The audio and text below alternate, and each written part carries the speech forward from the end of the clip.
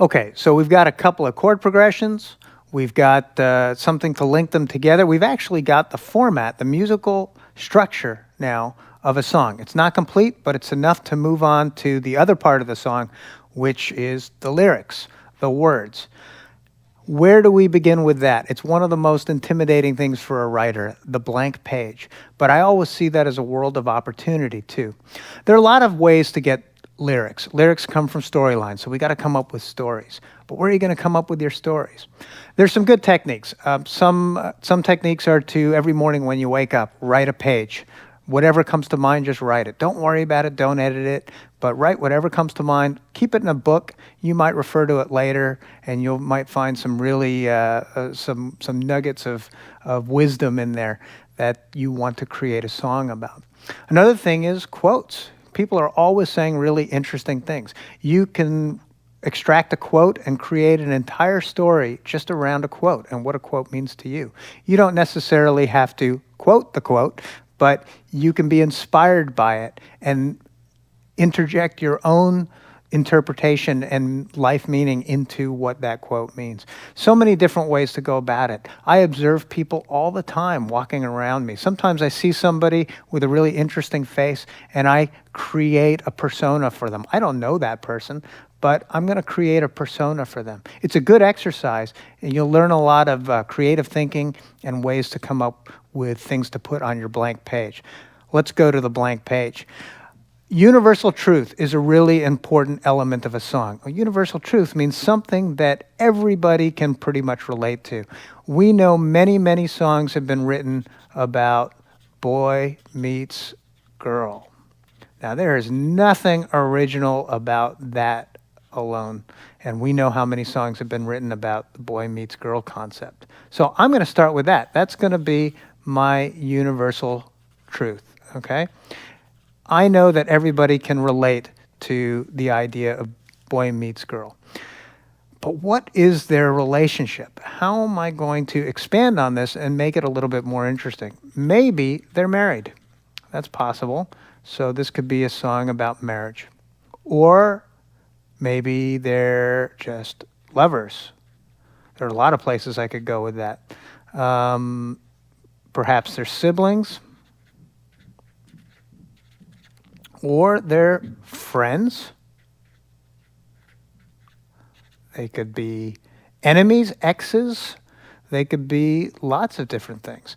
I'm going to go with friends. Now, for your universal truth, it doesn't have to be boy meets girl, but it's a great place to start. Every songwriter I know has written at least one song with that subject. So it's not a bad place for us to start. But you pick something that means something to you that you also know will resonate with the majority of other people. I'm choosing boy meets girl, and I've decided that they're going to be friends. I'm not going to do a marriage song or a lover song or a siblings song. It's just the groove that I've established in my music just sounds fun and enjoyable and something that maybe could be about friendship. Well, what's going to be unique about my friendship? I have to think of what it means to be a friend. And a friend is somebody that is there for someone else in their time of need. So that's what I'm going to do. I'm going to make this a story where one of the friends is going to be there for the other in the time of need. Now, I'm going to be the singer of the song. I'm writing it for myself. That's perhaps what you're doing as well. So you might identify, if you're a guy, you might identify with the boy character of this song. So that's going to be me, the singer. So the girl is going to be the subject, or the object rather, or maybe the subject, let's see how this is going to work out actually, of my song. Boy meets girl. If the boy is me, then the girl is either somebody I'm telling you about, and I might then be telling you a story in the third person. But I think what's more compelling is if the listener is the girl. So I'm just going to write you. You meaning the listener of the song. I'm speaking to the listener of the song. We're friends. So she's going to be, because I'm helping somebody in a time of need, I have to assume that the girl in the song, the listener, let me write listener down so that I don't get confused. listener, singer. You should do the same. Take a piece of paper and start expanding on your universal truth. I'm going to put this song in the second person, meaning I'm going to be singing to the girl in the song.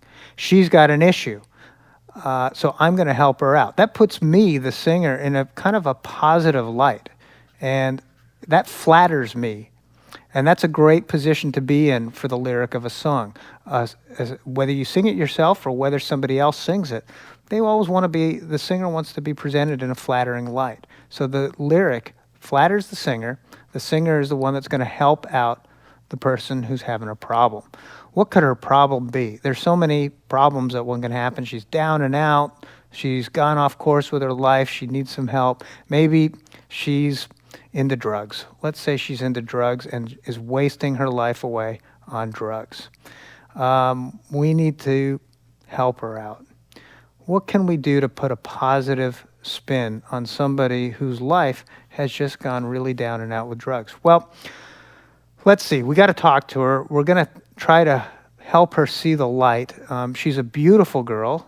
I'm just assuming here, right? I'm making the story up as I go along. You're making up your story. I'm deciding she's a beautiful girl that's in an ugly way with her drug addiction. She has tremendous potential. Oh, that's a good idea. Especially because my song is upbeat. My music's upbeat. It's got that ramp that ascends into the chorus. And to me, that signifies potential. So I know she's got potential. She's beautiful. She's got potential. What else is beautiful and has potential? Got to think about maybe some metaphors here. Well, she's a flower, right? A flower has a lot of potential. What does a flower require to bloom? Well, it requires water, but it also requires something to shine on it, the sun. So maybe we could talk about this being a sunflower. She's a sunflower. But a sunflower is blooming. It's beautiful. She's not blooming yet. Why wouldn't a sunflower bloom? Well, it won't bloom unless the sun's shining on it. So I could come up with a line that she's really a sunflower in the shade.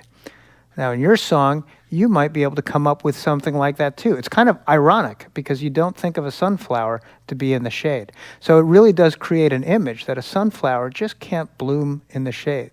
I really like that. In fact, that's probably going to be my title. I'm going to decide that that's going to be my title because it's poetic, it's got a nice visual to it, and it really does capture the entire meaning of my song. She's down and out, but she's got potential. She's a sunflower in the shade. So what am I going to do as a friend? I'm going to really encourage her to change her life and turn things around. In fact, that's a great line, a great thing to tell her. Turn around. That's what a sunflower does, right? A sunflower actually turns around towards the sun.